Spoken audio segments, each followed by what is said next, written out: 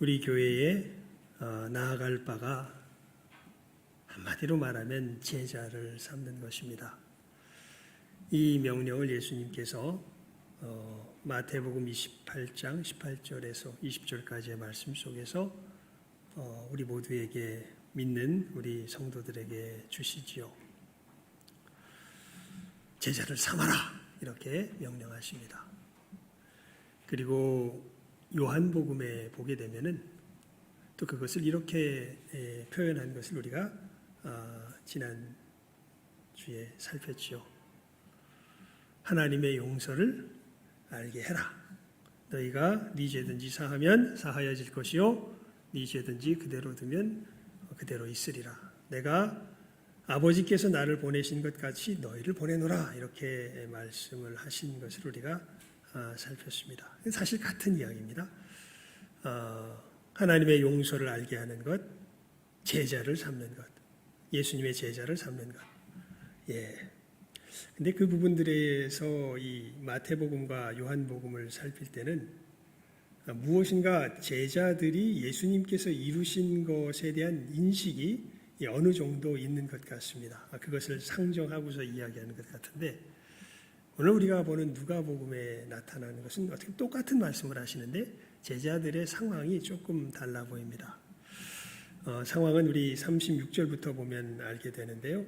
지금 제자들은 두려움에 떨고 있습니다. 예수님께서 죽으시고 예수님께서 그 유대인들의 핍박 속에서 결국에는 제자들의 이 당시까지의 눈으로만 보기에는 아무것도 사실은 이루지 못하시고 그냥 억울하게 그 힘에 눌려서 그냥 억울하게 죽은 것으로만 이제는 느껴지고 그래서 저 예수님을 죽인 저 유대인들이 우리들도 죽일 것이다 생각하여서 두려워서 벌벌 떨면서 숨어 있는 상황이죠.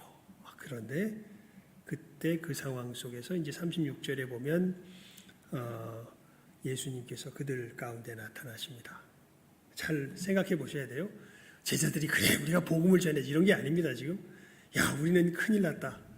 우리가 믿고 따르던 예수님이 저렇게 죽음을 당하셨고 이제 예수님을 죽인 저 사람들이 우리도 죽이려 그런다. 그런데 그 가운데 예수님께서 나타나신 거예요. 그러면서 예수님께서 그들 가운데 서서 이렇게 이야기하십니다. 너희에게 평강이 있을지어다. 그러니까 이 사람들이 야 우리가 예수님 귀신을 보나 보다. 그렇게 생각을 합니다. 저희가 놀라고 무서워하여 그 보는 것을 영으로 생각하는지라. 예수께서 말씀하시죠. 어찌하여 두려워하며 어찌하여 마음에 의심이 일어나느냐. 내 손과 발을 보고 나인 줄 알라. 또 나를 만져보라. 영은 살과 뼈가 없을 때 너희 보는 바와 같이 나는 있느니라. 이 말씀을 하시고 손과 발을 보이시나 저희가 너무 기쁨으로 오히려 믿지 못하고 기이 여길 때에 이르시되 여기 무슨 먹을 것이 있느냐 하시니 이에 구운 생선 한 토막을 들이매 받으사 그 앞에서 잡수시더라.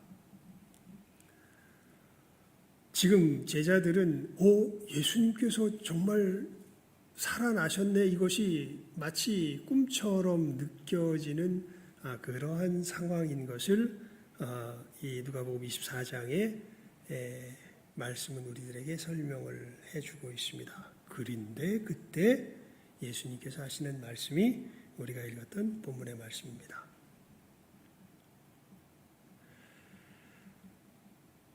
내가 너희와 함께 있을 때 너희에게 말한 바 곧 모세의 율법과 선지자의 글과 시편에 나를 가리켜 기록된 모든 것이 이루어져야 하리라 한 말이 이것이라 하시고 이에 저희 마음을 열어 성경을 깨닫게 하시고 또 이르시되 이같이 그리스도가 고난을 받고 3일에 죽은 자 가운데서 살아날 것과 자 우리 47절 말씀은요 우리 함께 읽어봅시다. 47절이요 시작 또 그의 이름으로 죄사함을 얻게 하는 회개가 예루살렘으로부터 시작하여 모든 족속에게 전파될 것이 기록되었으니 아멘. 여러분 여기 보면 예수님께서 이렇게 십자가에서 죽으시고 부활하시는 것이 성경의 모든 구약 성경에 이미 예언되었고 기록된 것이었고 이 성경에 예언되었고 기록되었기 때문에 내가 이 일을 행한 것이다. 이렇게 예수님께서 간단하게 말하면 성경의 전체 내용이 어떻게 자기의 십자가의 죽음과 부활 속에서 성취되었는가를 이야기하죠. 그런데 여러분 이 사실을 지금 제자들은 알까요? 모를까요? 잘 못 느낍니다. 상황 속에서 보게 되면요. 뭐가 긴가민가 그냥 예수님께서 말씀하시나 보다 이러고 있지. 근데 이 답답한 놈들아 왜 이걸 이해 못해 이렇게 예수님께서 말씀하시는 것이 아니라 그냥 이것을 그대로 이야기를 하세요. 성경에 내가 이렇게 죽고 부활한 것은 성경에 이렇게 되어야 하리라 라고 한 것을 그대로 성취한 것이고 이렇게 되어야 하리라 라고 말한 그 내용의 핵심이 뭐냐 하면 그래서 47절 읽었습니다. 우리 다시 읽어볼까요? 시작. 또 그의 이름으로 죄사함을 얻게 하는 회개가 거기까지. 여기서 그의 이름, 예수님의 이름 뭘 이야기하냐면 여러분 이순신의 이름 하면 이순신이 그의 인생에서 남긴 업적을 우리가 생각하게 되죠. 김연아 하면 김연아가 그 참 이 피겨 스케이트계에 우리나라의 이름을 드높이면서 남긴 업적을 생각하게 됩니다. 예수님의 이름, 예수님께서 이루신 업적을 말하는 것이죠. 그것이 무엇입니까? 그리스도가 고난을 받고 제3일에 죽은 자 가운데서 뭐하는 것? 살아나는 것. 이게 예수님의 이름이에요. 간단하게 말합니다. 이 이름, 예수님의 업적, 예수님께서 주신 역사, 이것의 의미가 무엇입니까? 그의 이름으로, 그 다음이 중요한데요. 우리 거기만 다시 읽어볼까요? 그의 이름으로 다음입니다. 시작. 죄사함을 얻게 하는 회개. 예수님께서 십자가에서 죽으시고 부활하시는 것이 그의 사람들에게는 예수님의 사람들에게는 무슨 사건이 된다는 것입니까? 그들의 죄를 사하게 하고 그들로 뭐하게 하는? 회개하게 하는 사건이 된다는 거죠. 여러분 이 점에서 보면 성경의 이야기는 굉장히 단순합니다. 절대 어려운 이야기가 아닙니다.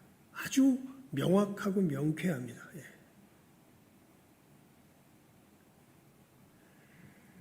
예수님의 십자가의 역사는 우리로 어떻게 되게 하는 역사라는 거예요. 죄사함을 얻게 하는 회개가 되게 하는 것이다. 이렇게 이야기하죠. 회개가 뭡니까? 회개. 이제 아마 우리 교회 성도들 같으면 회개가 뭔 줄 잘 아실 거예요. 설령 믿지 못하는 사람도 내용은 아시리라 생각이 됩니다. 하나님을 등지던 인생이 하나님을 뭐하는 인생으로 바뀌는 것? 향하는 인생으로 바뀌는 것.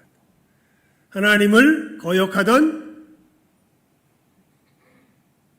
그 영혼이 하나님의 절대성 앞에 기뻐 순복하는 영혼으로 변화되는 것. 그게 뭐예요? 그게 회개입니다. 돌이키는 것이죠. 하나님을 향하게 되는 것이죠.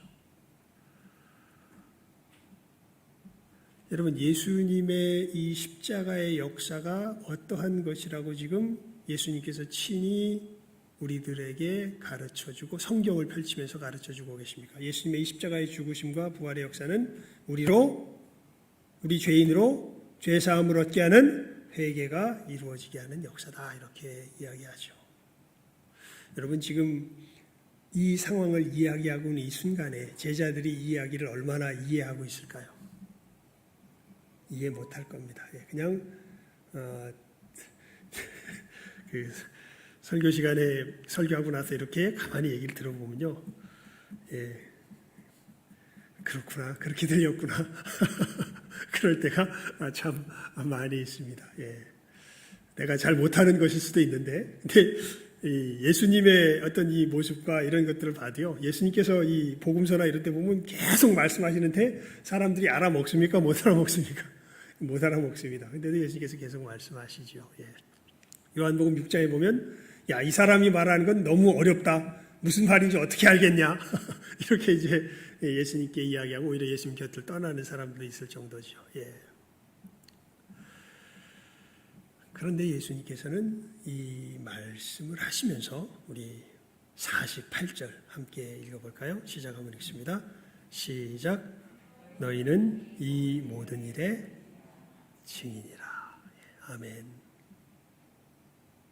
죄사함을 얻게 하는 회개의 역사로서의 이 예수님의 십자가의 능력, 십자가의 구원의 역사의 증인이 누구라고 이야기하고 계세요? 예수님의 이 제자들. 지금 이 사람들이 뭔가를 이해하고 있는 것처럼 보입니까? 좀 어리벙벙하고 있는 모습으로 보입니까? 어리벙벙하고 있는 모습으로 보이는데 예수님께서는 아랑곳하지 않고 그들에게 말씀하세요. 너희는 이 모든 일에 뭐다? 증인이다.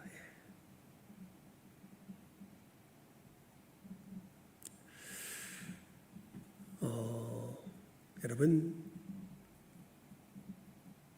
이 점에 있어서는 우리가 이 두 부분을 좀 구별해서 분별하는 영적인 지혜가 필요합니다. 예수님의 이 십자가의 역사를 여러분의 삶 속에서 경험하셨습니까?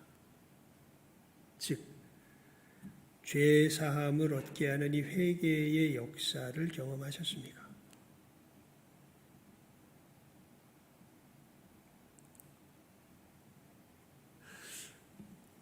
우리가 이 부분에 있어서는요, 정말 저를 통하여서 하나님께서 이 강단 위에서 엄청나게 강조하신 내용 중에 하나가 이것이죠. 우리는 우리 속에 있는 것을 끄집어내어서 살아가는 사람들이 아니라 예수 그리스도 안에 있는 것을 위로부터 받아서 살아가는 사람들입니다. 라는 것을 끊임없이 말씀드렸죠. 우리는 우리를 쥐어 짜내서 살아가는 사람들이 아니라 예수님의 풍성한 것에서 어떻게 해서 살아가는 사람들이라고요? 받아서 살아가는 사람들입니다. 라는 것을 누누이 강조하여 말씀드렸죠. 예배 시간에 나오십시오. 기도하십시오. 다른 것 아닙니다. 이것이 무슨 과정이 되는 것일까요? 예수님께로부터 오는 것을 받는 과정이 되는 것이고, 예배 시간, 예수님 그러셨잖아요. 두세 사람이 내 이름으로 모인 곳에 나도 어떻게 한다고요? 그들 중에 있느니라. 그래서 우리가 이 예수님께 받아서 살아가는 사람들입니다. 여러분, 예수님께서 이루시는 이 회개의 역사를 받아서 누린 경험이 있으십니까? 다른 것 아니죠? 회개가 뭐라고요? 하나님을 모하던 영혼이, 등지던 영혼이, 이제는 하나님을 모하는 영혼이 되는 거예요. 향하는 영혼이 되는 것이죠. 어려운 것 아닙니다. 예전에는 사실 도적질하는 것이 내 삶의 원리였어요. 그런데 예수님의 십자가를 바라보며 주님께서 나를 바꾸신 것을 부인할 수가 없어요. 나는 이제 하나님의 백성이 됐어요. 옛 삶의 습관이 내게 덮쳐와서 어느 틈엔가 나도 모르게 도적질하는 습관이 있어요. 근데 너무 슬퍼요. 예수님은 나를 이런 존재로 두게 있게 안 하셨어요. 그런데 나도 모르게 이러한 삶의 습관이 있어요. 막 고통스러워요. 하나님, 주님, 저를 이렇게 짓지 않으셨잖아요. 주님, 내가 왜 주님의 이 십자가를 부인하는 삶의 길을 걸어가요? 주여, 저를 다시금 새롭게 해주십시오. 이 죄를 주님께서 사해 주셨고, 이 죄에서 주님께서 떠나게 하신 역사가 주님의 역사가 아닙니까? 주님, 저를 붙들어 주십시오. 그리고 그 기도 속에서 새 힘을 얻어요. 그리고 뭐를 이겨가게 돼요? 도적질을 이겨가게 돼요. 간음을 이겨가게 돼요. 거짓말을 이겨가게 돼요. 이 땅에서 살아가는데 돈이 내 삶의 진정한 피난처가 아니라 이렇게 하루하루 의를 이루며 살아가라고 말씀하신 그 하나님의 말씀을 붙들미 내 삶의 진정한 피난처가 되는 것을 점점 분명하게 누리며 경험하게 돼요. 물론 넘어질 때도 많이 있어요. 하지만 이 예수님의 죄사함을 얻게 하는 회개의 역사가 내 안에 있는 것을 예수의 사람들은 부인할 수 있을까요? 없을까요? 부인할 수 없어요. 넘어지긴 해요. 하지만 다시 일어나요. 그래서 잠언에 그런 말씀이 있죠. 의인은 7번 넘어질지라도 어떻게 돼요? 다시 일어나려니와. 너희는 이 모든 일의 증인이라. 여러분,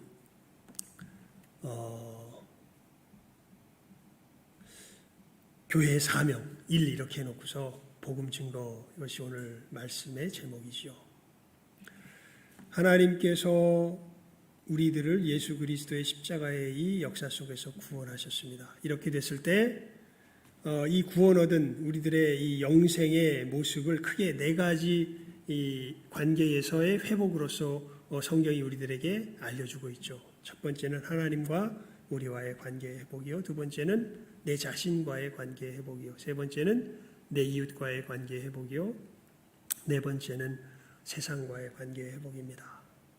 특별히 이 복음 증거와 이제 이 교회 사명에서 다룰 것이 이제 이 세상과의 관계 회복. 세상이라고 말할 때 세상에 속한 사람들과의 특별히 관계 속에서 오늘 말씀이 우리들에게 어떠한 회복을 이루어가는지를 보여주고 있는 것이죠. 다른 것이 아니라 여러분, 우리도 예수님 밖에 있었을 때는 어두움의 원리를 따라서 살아가던 사람들이었습니다.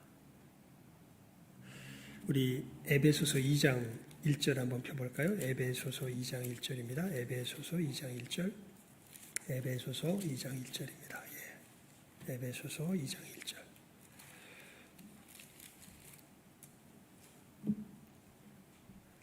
(1절에서) (7절까지) 우리 제가 읽겠습니다. 여러분 찾으신 분들은 눈으로 따라 보시고요. 못 찾으신 분들은 그냥 들으십시오. 제가 읽겠습니다. 하지만 찾으셔서 눈으로 따라 읽으면 훨씬 더 좋겠죠. 제가 이제 봉독합니다. 너희의 허물과 죄로 죽었던 너희를 살리셨도다. 그때에 너희가 그 가운데서 행하여 이 세상 풍속을 좇고 공중의 권세 잡은 자를 따랐으니 곧 지금 불순종의 아들들 가운데서 역사하는 영이라. 전에는 우리도 다 그 가운데서 우리 육체의 욕심을 따라 지내며 육체와 마음에 원하는 것을 하여 다른 이들과 같이 본질상 진노의 자녀이었더니 긍휼에 풍성하신 하나님이 우리를 사랑하신 그 큰 사랑을 인하여 허물로 죽은 우리를 그리스도와 함께 살리셨고 또 함께 일으키사 그리스도 예수 안에서 함께 하늘에 앉히시니 이는 그리스도 예수 안에서 우리에게 자비하심으로써 그 은혜의 지극히 풍성함을 오는 여러 세대에 나타내려 하심이니라. 아멘. 자, 사도 바울이 우리들에게 이루어진 구원의 역사가 어떤 것인지를 이렇게 표현하죠. 1절부터 3절까지, 2장 1절부터 3절까지에 보면 우리의 옛 모습에서 우리의 새 모습으로 변화된 것이 예수 그리스도의 역사였다라는 것을 이야기하는데 우리의 옛 모습이 무엇입니까? 세상 풍속을 좇고 공중의 권세 잡은 자를 따라서 살아가는 삶인데 그것이 어떤 삶이냐면 우리 육체의 욕심을 따라 지내며 육체와 마음에 원하는 것을 하여 그렇게 살아가는 삶은 본질상 진노의 자녀들이다 이렇게 이야기하고 있죠.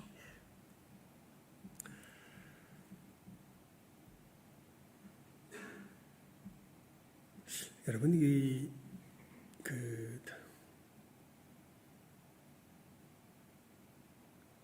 이제 예수님 오실 날이 점점 가까워오면서요.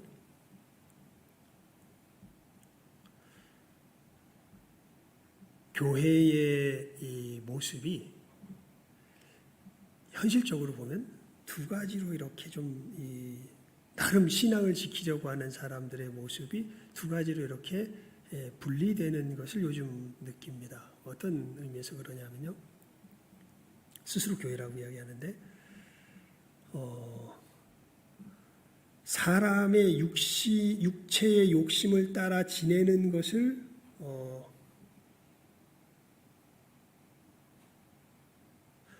그렇게 터부시하지 않아요. 그것 자체를 굉장히 호의적으로 생각을 하는 어떤 그러한 교회의 모습들이 현실적으로 있습니다. 예. 정죄해야 된다라는 것, 뭐랄까요? 이 저주해야 된다라는 뜻은 아닌데요. 굉장히 호의적으로 생각을 합니다. 여러분, 이 부분에 있어서 보면은 주님 앞에 가서 우리가 아마 다 이 부분에 대해서 아마 계수함을 받게 될 것 같아요. 한 가지 분명하게 말씀드리면 하나님께서 저를 통해서 여러분들에게 증거해야 되는 말씀은 그런 것을 호의적으로 보라고 이야기하지 않는다는 것입니다. 저를 통해서는. 근데 목사님들과 이야기해 보면 그것을 굉장히 호의적으로 보시는 분들이 꽤 있어요. 결국 이야기를 하다 보면은. 근데 이 부분에 있어서는 너무 분명하죠. 우리 오늘 말씀에 있는 것처럼 우리 육체의 욕심을 따라 지내며 육체와 마음에 원하는 것을 하여 다른 이들과 같이 본질상 진노의 뭐예요? 자녀예요. 예.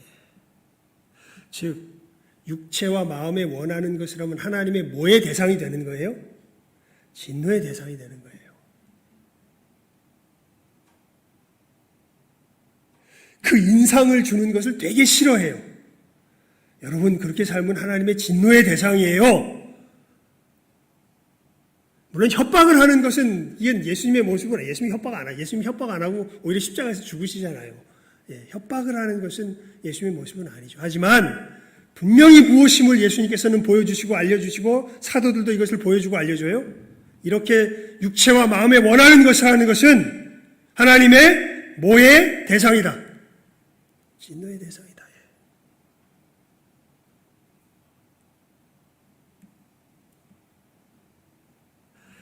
고린도전서 14장을 한번 펴보시겠습니까? 고린도전서 14장입니다. 고린도전서 14장.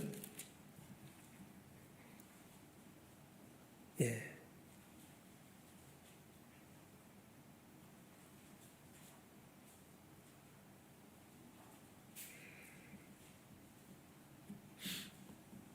(22절에서) (24절까지의) 말씀인데요. 제가 읽어드릴게요. 14장 22절에서 24절까지의 말씀입니다. 그러므로 방언은 믿는 자들을 위하지 않고 믿지 아니하는 자들을 위하는 표적이니 예언은 믿지 아니하는 자들을 위하지 않고 믿는 자들을 위함이니 이게 무슨 얘기인가 이제 설명이 나옵니다. 23절 24절에서요. 그러므로 온 교회가 함께 모여 다 방언으로 말하면 무식한 자들이나 믿지 아니하는 자들이 들어와서 너희를 미쳤다 하지 아니하겠느냐. 이제 이 방언과 예언의 은사를 이제 비교하면서 사랑의 역사가 무엇인지를 이제 사도 바울이 설명하고 있는 것이죠. 13장에서 사랑의 은사에 대해서 이야기하지 않았습니까? 그러나 다 예언을 하면 믿지 아니하는 자들이나 무식한 자들이 들어와서 그 다음이 중요한데요. 모든 사람에게 뭐를 들으며? 책망을 들으며 모든 사람에게 판단을 받고 25절입니다. 그 마음에 숨은 일이 드러나게 되므로 엎드려 하나님께 경배하며 하나님이 참으로 너희 가운데 계시다 전파하리라. 그러니까 방언은 믿은 사람이 자기의 이미 믿음을 가진 사람이 자기의 믿음을 깊게 하는 데는 도움이 되지만 믿음이 없는 사람한테는 오히려 방언으로 말하고 있으면 저놈들이 다 미쳤나? 돌았나? 귀신이 씌었나? 오히려 오해를 하기 쉽다는 거죠. 하지만 예언은 어떻다는 것입니까? 예언은 믿지 않는 사람들이 와서 무엇을 받게 돼요? 예언의 역사. 여기서 예언은 설교입니다. 간단하게 말하면. 무슨 점쟁이들처럼 미래를 말하는 것이 아니라 여기서 예언은 하나님의 말씀을 정파하고 깨달아 알도록 증거하고 전파하는 것을 말해요. 예언이 역사가 있게 되면 믿지 않는 사람들이 와서 뭐를 받아요? 뭐를 받는다고 되어 있습니까? 책망을 받는다 이렇게 되어 있습니다. 그래서 자기 마음속에 어떤 일이 드러나게 된다고요? 숨은 일이 드러나게 된다고. 그래서 누구를 찬양하게 된다고? 하나님을 찬양하게 된다고.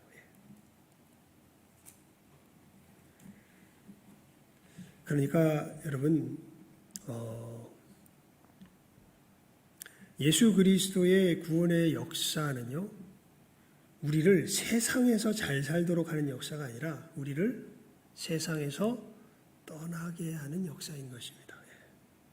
이 차이를 우리가 분명하게 깨달아 알고 있어야 됩니다. 왜냐하면 이래야 복음을 제대로 전할 수 있어요.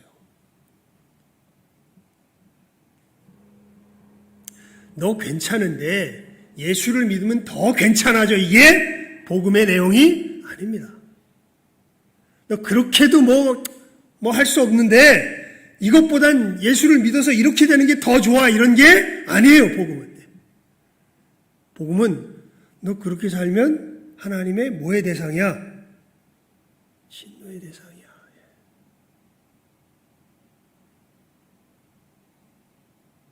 협박이 아니라 사실, 협박처럼 들리죠, 뭐. 근데 그게 사실입니다. 이걸 정말 협박이 아니라 사실로 들려지게 하는 사람이 능력 있는 사람입니다. 하나님의 성령의 역사하심이 있는 사람이겠죠. 뭐 내용이 어떻게 들리건 그 내용 자체는 사실인 것이죠. 여러분, 그래서 우리 오늘 이 말씀을, 이 보고서 이제 말씀을 정리를 하겠는데, 우리 베드로전서 3장을 펴보시기 바랍니다. 이 화면에 좀 보여주시겠어요? 베드로전서 3장입니다. 베드로전서 3장 15절. 베드로전서 3장 15절입니다. 베드로전서 3장 15절. 우리 화면에 있으니까요. 이것은 함께 한번 읽어볼까요? 시작하면 읽습니다. 시작. 너희 마음에 그리스도를 주로 삼아 거룩하게 하고 너희 속에 있는 소망에 관한 이유를 묻는 자에게는 대답할 것을 항상 예비하되 온유와 두려움으로 하고. 아멘. 이게 어떤 정황에서 나오는 얘기냐면요, 사도 베드로가 또 너희가 13절에서 보면 이런 얘기를 해요. 너희가 열심으로 선을 행하면 누가 너희를 헤아리요. 그러나 의를 위하여 고난을 받으면 복 있는 자니 저희의 두려워함을 두려워 말며 소동치 말고. 여러분, 우리가 예수 그리스도를 믿음으로 이 회개의 삶을 살아가면요, 세상이 우리를 좋아할까요? 싫어할까요? 싫어합니다. 아니, 저주합니다. 증오합니다. 그리고 우리는 세상에 대하여 무엇을 알게 할까요? 이 예수님의 회개케 한 삶의 걸음을 걸어가면 세상으로 무엇을 알게 할까요? 아까 우리 고린도전서 14장에서 살폈죠. 그들을 자연스럽게 뭐 하게 될까요? 책망하게 돼요. 그러면 우리들에게 뭐가 올까요? 핍박이 와요.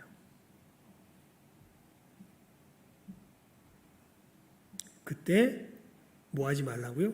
이 너희 마음에 그리스도를 주로 삼아 거룩하게 하고 라는 것은 무슨 얘기냐면 그러한 핍박 속에서도 굴하지 말고, 그 뜻이에요. 그냥 너희 삶을 무슨 뭐 착하게 예쁘게 이렇게 살라는 뜻이 아니라 주님께서 너희로 회개케 한 그 삶의 걸음이 너희들 살아가게 될 때 분명하게 거치는 것이 오고 이 힘든 것이 오게 될 텐데 거기서 굴하지 말고 이 뜻입니다.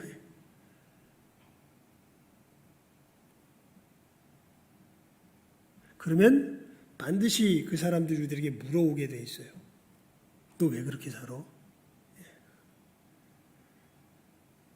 너는 왜 그렇게 살아? 그때 뭘 준비하라고요?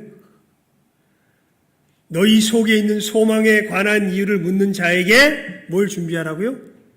대답할 것을 항상 예비하되 어떻게 온유와 두려움으로 준비해라 이렇게 이야기하고 있죠. 여러분, 우리는요 세상의 정욕을 육신의 정욕을 따라 살아가는 삶이 하나님의 진노와 멸망을 초래하는 삶이라는 걸 이 땅에 분명히 보여주는 삶의 길을 걸어가게 되어 있습니다. 정신을 차리건 못 차리건 오늘 그래서 제가 24장을 자세하게 설명을 드린 겁니다. 제자들이 정신 못 차려도 예수님 너희는 나의 뭐다? 증인이다 말씀하세요. 우리는 세상을 거스려서 살아가는 사람들이지 세상을 짝하여서 세상과 동행하여 살아가는 사람들이 함께는 살아가요. 하지만 거스리는 속에서 함께하지 세상에 동반되어서 세상과 동행하며 함께 살아가는 사람들이 아닙니다. 그리고 우리가 이러한 삶을 분명한 모습으로 살아가게 될 때 거치는 부분들이 있지만 확실하게 구별되는 부분들이 나타나요. 뭐가 구별되냐면 사는 목적이 구별이 돼요. 죄송합니다. 한 군데를 더 봐야 될 것 같네요. 시편 17편 우리 봅시다. 시편 17편입니다. 시편 17편 우리 봅시다. 13절에서 15절까지입니다. 시편 17편 13절에서 15절까지 말씀. 시편 17편 13절에서 15절. 제가 읽겠습니다. 여러분들 찾으신 분들은 눈으로 보시고요. 못 찾으신 분들은 잘 들으십시오. 다윗의 기도입니다. 다윗이 하는 기도예요. 여호와여 일어나 저를 대항하여 넘어뜨리시고 주의 칼로 악인에게서 나의 영혼을 구원하소서. 여기서 저는 악인입니다. 간단하게 설명을 드리면 마귀입니다. 마귀를 대항하여 넘어뜨리시고 하나님 저 마귀를 대항하여 넘어뜨려 주시고 하나님의 칼로 저 마귀에게서 내 영혼을 구원해 주세요. 13절에 내온 그 기도예요. 그러면서 그 악인을 넘어뜨리며 자기를 구원해 주는 내용의 구체적인 모습이 무엇인지가 14절 15절에 나와요. 여호와여 금생에서 저희 분깃을 받은 세상 사람에게서 나를 주의 손으로 구하소서. 그는 주의 제물로 배를 채우심을 입고 자녀로 만족하고 그 남은 산업을 그 어린 아이들에게 유전하는 자니이다. 이 마귀의 포로가 돼서 마귀가 우리를 만들려고 하는 그 마귀다운 인생의 모습이 무엇이냐면 주의 제물로 배를 채우심을 입고 즉 이 사람의 삶의 목적은 이 땅에서 안락하게 잘 먹고 잘 사는 거예요.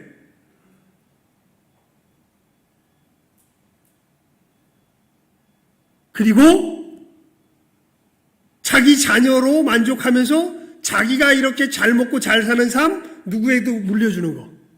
자기 자녀에게도 물려주는 거. 이게 이 마귀의 포로가 된 마귀에게 노예가 된 이 육체와 마음에 원하는 것을 아는 사람들. 본질상 진노의 자녀들이 살아가는 삶의 가치예요.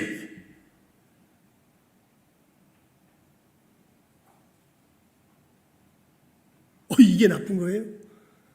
이 땅에서 평안하게 내가 누릴 거 누리면서 살아가고 아이고 이 삶 나만 살 뿐 아니라 내 자녀들도 이렇게 살게 하는 거 바라는 게 이게 나빠요? 이게 나쁜 게 아니라 이게 궁극의 목적이 된 게 악이에요. 이것 외에 다른 소망이 없어요. 다른 것을 볼 줄 몰라요. 여러분, 우상은요, 자체로 악한 것이 아니라 선한 것이 궁극의 것이 될 때 우상이 됩니다.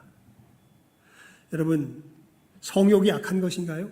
성욕 좋은 것입니다. 하나님께서 이 성욕을 통하여서 우리로 생육하고 번성하도록 하셨습니다.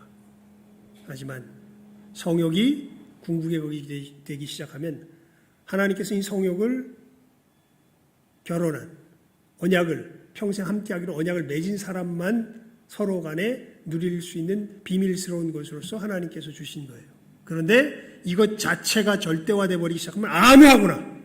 지 마음에 내키는 대로, 지 마음이 끌리는 대로.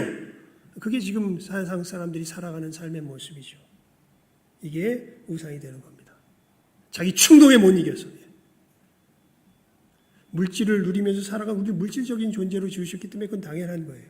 근데 이것 자체가 궁극적이 되어버리고 자녀를 사랑하는 것. 하나님께서 자녀를 낳게 하시니까 당연한 겁니다. 하지만 자녀 자체가 궁극적이 되어버리는 거예요. 하나님이 없습니다. 이렇게 살아가는 삶에서 이런 것이 삶의 목적이라고 자꾸만 우리를 몰아가고 우리를 그 가운데로 노예로 삼으려고 하는 이 악한 자에게서 하나님 나를 건져주십시오. 그러면서 다윗의 진정한 기도의 제목이 뭡니까? 15절에 나는 이런 삶 살지 말게 해주시고요. 나는 의로운 중에 주의 얼굴을 보리니 깰 때에 주의 형상으로 만족하리이다.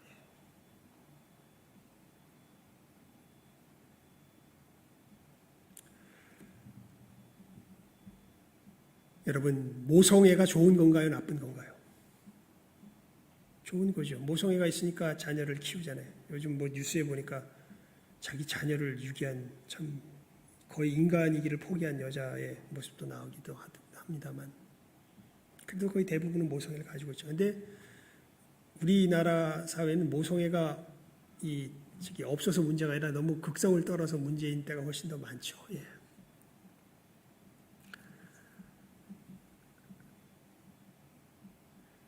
내가 바라는 대로 내 마음대로 되면 내 자녀가 잘 될까요?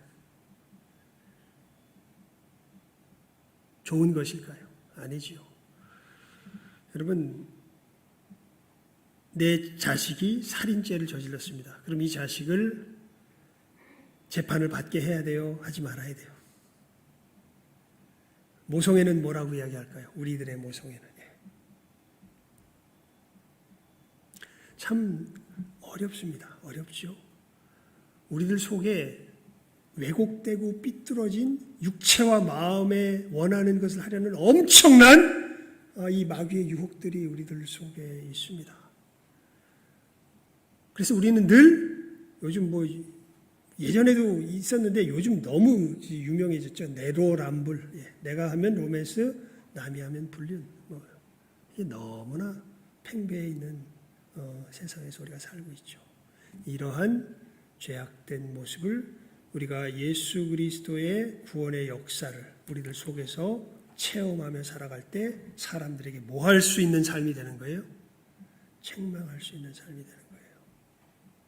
그래서 이것이 하나님의 진노를 초래하는 삶인 것을 보게 하고 거기서 돌아올 수 있는 길이 우리의 힘으로 되지 않고 누구로 말미암아 된다. 예수님으로 말미암아 됩니다. 당신도 예수님 앞에 나아가십시오. 예수님의 그 십자가의 은혜를 힘입으십시오. 우리가 이 일에 뭐라고요? 증인이라고. 제가 적어놓은 우리 언제입니까? 2018년도에 수련회에서 했던 건데 한번 보여주시겠습니까? 여러분, 기억나세요? 한번 읽어볼까요? 위에 가로친 건 안 읽어도 됩니다. 우리 검은 것만 한번 읽어봅시다. 시작. 한번 죽는 것은 사람에게 정하신 것이요 죽음 후에는 심판이 있습니다. 이 심판은 하나님께서 의인과 죄인을 가리는 심판이며 의인은 천국에 죄인은 지옥에 갈 것입니다. 우리는 모두 하나님 앞에서 죄인이라 천국에 갈 수 없습니다. 그 다음이요. 그런데 하나님께서 우리로 죄를 씻고 의롭게 될 수 있는 길을 주셨습니다. 그 길은 예수님입니다. 예수님께서 십자가의 죽음으로 우리의 죄값을 치르며 의롭게 하셨고 부활하심으로 죄가 다시는 우리를 주장하지 못하게 하셨습니다. 누구든지 이 예수님을 나의 구원자로 믿어 영접하면 구원을 얻습니다. 예수님을 영접하시겠습니까? 저를 따라 기도합시다. 하나님, 저 같은 죄인을 사랑하사 예수님을 보내어 주심을 감사드립니다. 예수님의 십자가의 죽음과 부활이 저 같은 죄인을 위함임을 믿습니다. 저를 구원하여 주옵소서. 예수님의 이름으로 기도드립니다. 아멘. 예. 여러분, 우리들의 소망의 이유에 대하여 묻는 사람들에게 우리 베드로전서 3장 15절에 보면 온유함과 두려움으로 이 소망의 이유에 대하여 대답할 것을 뭐하라 그랬습니까? 준비하라 하였지요.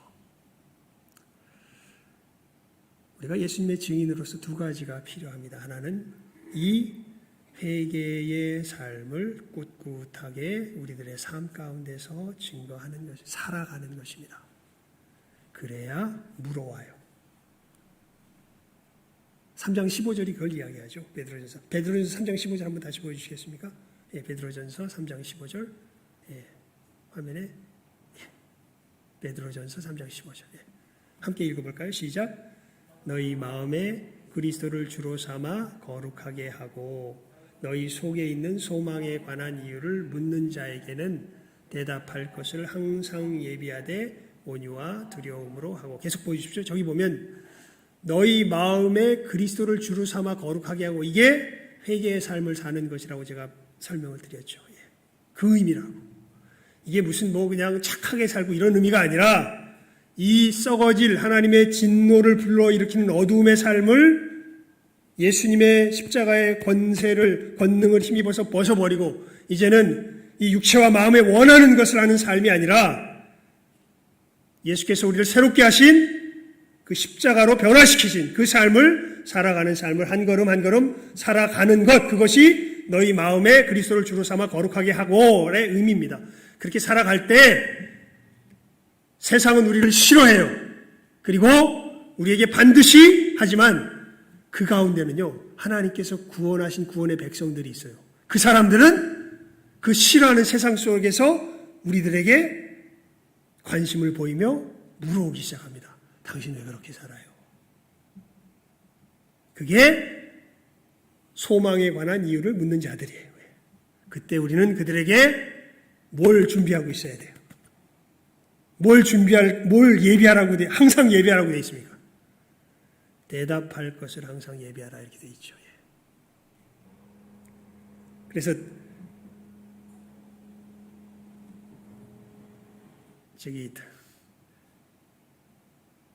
거기다 다시 한번 올릴게요. 우리 밴드에다가.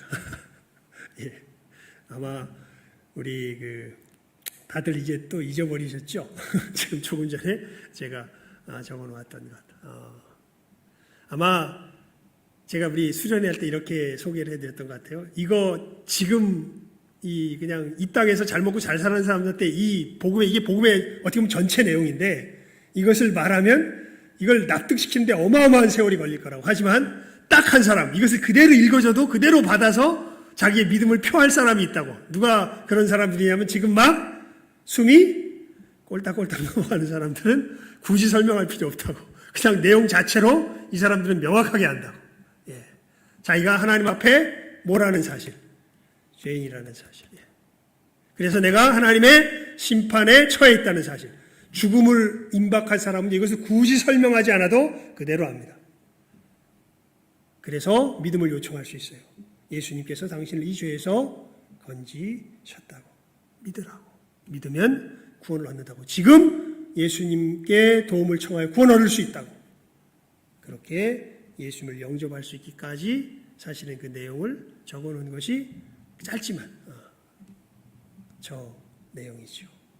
여러분, 이 내용을 끊임없이 묵상하면서 어떻게 전할 수 있을지를 항상 예비하시길 바랍니다. 그러니까 제자를 삼으려면 일단 탄생을 시켜야 될 거 아니에요. 일단 거듭나는 영혼이 되게 해야 돼요. 여러분, 어떻게 저 사람이 거듭나도록 탄생시킬 수 있을까요? 이 사람이 자기의 죄와 비참함을 깨닫고 예수님의 구원자 되심을 신뢰하며 예수님을 자기의 구원자로 뭐할 때? 영접할 때. 그때 이 사람이 뭐한 사람이 되는 거예요? 거듭난 사람이 되는 거죠. 그러니까 우리가 한 사람을 거듭나게 한다는 것은 이 진리를 바르게 전해줄 수 있어야죠. 우리가 이렇게 살면 하나님의 진노 가운데 멸망하게 됩니다. 이것이 죄입니다. 이 죄에서 벗어날 수 있는 유일한 길이 예수님입니다. 이 예수님이 우리 가운데 임하셔서 우리의 주가 되실 때, 우리가 이 예수님을 영접할 때 우리가 우리의 죄에서 구원함을 얻습니다. 이것을 분명하게 전해주어야, 물론 이렇게 전해준다고 전해주는 즉시 이 사람이 예수를 믿을지, 아니면 이것을 깨달아가는 과정이 굉장히 오래일지는 그것은 몰라요. 사람마다 달라요. 하지만 예수를 믿는 사람들, 예수를 영접한 사람은 반드시 이 복된 과정을 확실하게, 우리가 조금 전에 보았던 그 과정을 확실하게 자기 영혼 속에서 겪습니다. 그리고 자기 입으로 뭘 할 수 있게 돼요. 나중에는 자기의 신앙을 고백할 수 있게 되죠. 이 사람이 이제 뭐한 사람인 거예요? 예수님을 영접한 사람인 거죠. 그리고 이렇게 영접한 사람이라야 어떤 사람으로 자라갈 수 있어요? 하나님의 사람으로 자라갈 수 있죠. 여러분, 교회가 하는 일이 뭐예요? 두 가지입니다. 새 생명을 뭐하는 것과 낳는 것과, 새 생명을 뭐하는 것? 길러내는 것. 어떤 사람은요, 굉장히 오랜 세월 교회를 다녔지만 아직도 거듭나지 못한 사람도 있어요. 어떤 사람은 나온 지 얼마 안 됐는데 바로 예수님을 영접하고 거듭난 사람들이 있어요. 인위적으로는 못합니다. 하지만 분명한 과정만큼은 우리가 확실하게 깨달아 알고 사람들에게 전해줄 수 있습니다. 그리고 다시 말씀드리지만 예수님을 믿어 거듭난 사람은 반드시 무슨 삶을 살게 돼요? 회개의 삶을 살게 돼요. 세상을 자극하게 돼요. 세상과 짝하여 살지 않습니다. 그래서 세상에서 나오기 원하는 사람들에게 빛을 보여줘요. 그리고 어떻게 나올 수 있는지 예수님의 이 구원의 역사를 그 사람들에게 전해줄 수 있는 것이죠. 이것이 교회의 가장 핵심되는 사명입니다. 우리가 감당해야 할 가장 핵심되는 구원의 역사죠. 여러분, 바라기는 우리 신성에 속한 모든 영혼들은요, 목사만 복음을 전하는 게 아니라 이 구원의 기쁜 소식을 우리 모두가 분명하게 알아서 정말 우리에게 소망의 이유를 물어오는 사람들에게 분명하게 전하여 줄 수 있는, 여러분, 성경에 보면요, 이 아볼로가 성경 박사예요. 근데 브리스길라와 아굴라가 아볼로가 회당에서 성경을 전하는 내용을 이렇게 듣더만 아볼로를 데리고 옵니다. 너 이거 잘 모르지? 예수님의 십자가의 구원의 역사를 이 성경 박사인 아볼로가 제대로 알아요, 몰라요? 몰라요. 누구의 세례만 알 뿐이에요? 세례 요한의 세례만 알 뿐이에요. 그래서 누가 가르쳐요? 브리스길라와 아굴라가 아볼로에게, 성경 박사에게, 신학 박사에게 복음을 가르쳐요. 그래서 이 사람이 복음을 제대로 깨달아 알게 되고 예수님을 제대로 영접하게 되고, 그때서야 이제 아볼로의 성경 지식이 빛을 발하죠. 교회에 어마어마한 유익을 주기 시작합니다. 복음은 성경 많이 안다고 아는 게 아니에요. 거듭난 사람이라야 아는 거예요. 여러분, 이 거듭남의 역사가 우리 신성교회 가운데 날마다 풍성하게 일어나며 이 역사 속에서 예수의 사람으로 커나가는 참된 생명의 역사가 우리들 가운데 계속해서 왕성해질 수 있기를 주님의 이름으로 축원을 드립니다. 기도하겠습니다. 하나님 아버지, 저희들 이 시간에 소망에 관한 이유를 묻는 사람들에게 이 소망에 관한 이유를 분명하게 증거하는 것이 우리에게 얼마나 필요한지, 그리고 이 대답을 전하기 위해서 우리의 삶이 예수님께서 이루신 이 회개의 역사를 담아내는 삶이어야 한 것을 하나님, 저희들 오늘 말씀을 통하여서 분명하게 살폈습니다. 하나님, 우리 신성교회가 이 주님의 생명의 역사를 지금 바르게 감당하며 나아가고 있습니까? 하나님, 저희들 정말 사람들과의 관계가 막혀서 만나기가 쉽지 아니한데, 그래도 사람과 만나지 않고는 우리가 살 수가 없사온데, 그 만나는 사람들 속에서 이 회개의 삶을 분명하게 증거함으로 그들로 찔림을 받게 하고 그들 중에 우리를 싫어하든지 아니면 우리 소망의 이유에 대하여 묻는 사람들을 우리가 만나며 그들에게 이 복음을 참으로 증거하는 이 증인의 삶을 저희들 우리들의 삶의 현장에서 한 걸음 한 걸음 바르게 살아가고 있는지요. 아버지요, 간절히 바라옵고 소원합니다. 오늘 주님께서 분명히 말씀하셨습니다. 이 모든 일에 너희는 나의 증인이라고 말씀하셨습니다.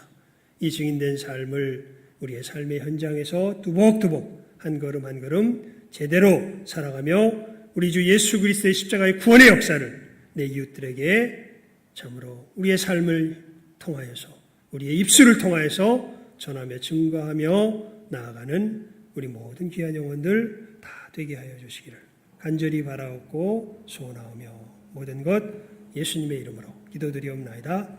아멘. 우리 찬송